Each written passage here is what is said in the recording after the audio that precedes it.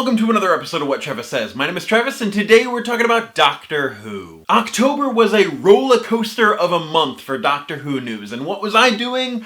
Posting little mini videos about haunted elves. Thank you so much to the tens of 12s of you who checked out part 3 of my Elf on the Shelf series. It is now complete-ish. I will link them down below if you're interested in watching the series from the beginning. I will be cutting all of the little videos into one movie, complete with a spooky soundtrack by the beginning of December, but anyway, I'm not here to talk about that. I'm here to talk about Doctor Who. But seriously, all of this Doctor Who news, more leaked set photos from Doctor Who, Russell T Davies returning to the series, Sony on the brink of purchasing the production company Bad Wolf. Wow, I picked quite the month to focus on posting elf videos. Anyway, the reason that I'm here today, the Doctor Who Season 13 premiere episode, Doctor Who Flux Episode 1, The Halloween Apocalypse.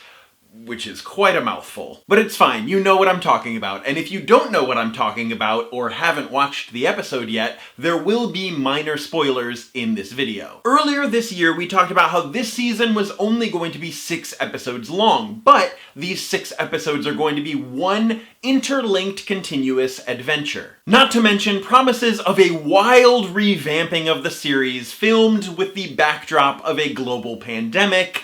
The Doctor definitely has her work cut out for her. This style of Doctor Who storytelling is reminiscent of the classic series, where one adventure would span over the course of many episodes with serials. And the pacing of the classic series is much different than what we've been used to with the modern series, with a beginning, middle, and end over the course of 1 or maybe 2 episodes. The series has also taken the ominous subtitle Flux, which could indicate that things in the series are going to be fluctuating and changing throughout. And if this first episode was any indication, wow, there is a lot to witness. This episode had a great mix of drama and action and comedy, mixing man's best friend with a universal threat. It was a pretty good mixture of how Doctor Who should be, laughing every now and then while being continuously on the edge of your seat. I won't do a play-by-play of the episode in this video, but about halfway through the episode, you start to realize the epic scale of the threat that the Doctor is facing. Dog-like aliens, Centaurans, weeping angels, a villain called Swarm, and the effects of the flux on the universe.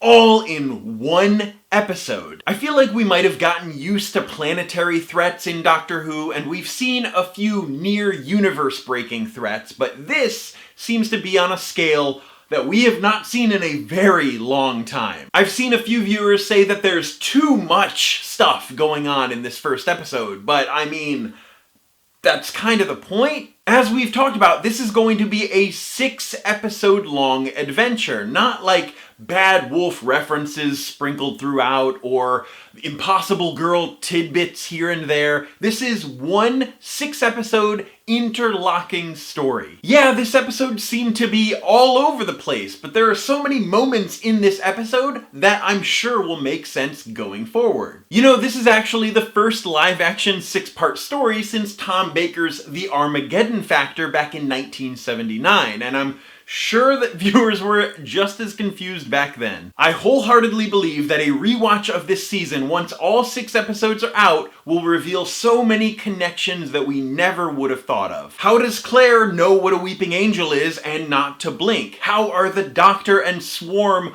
old enemies, and why doesn't she remember him? Why do the Centaurans look like they did in the 1970s?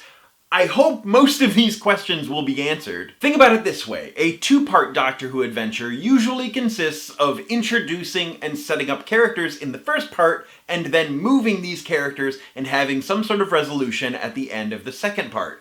It's going to be the same sort of function, just a little bit longer of a story with 6 episodes, and I for one am actually pretty excited about this. I do want to talk about specific features of this episode over the next day or two, but I just wanted to make a video about, hey, you're not supposed to 100% understand what's going on in this episode yet. there will be so much more explained over the next 5 weeks. In the comments down below, let me know what you thought about the Halloween apocalypse and what was your favorite little tidbit, because I'm sure most of these little tidbits are going to expand in the future. I'm really excited to see what the Centaurans are going to do in the next episode and see how the Weeping Angels tie in later. But as always, my name is Travis. Thank you for listening to what I have to say, and you will see me soon.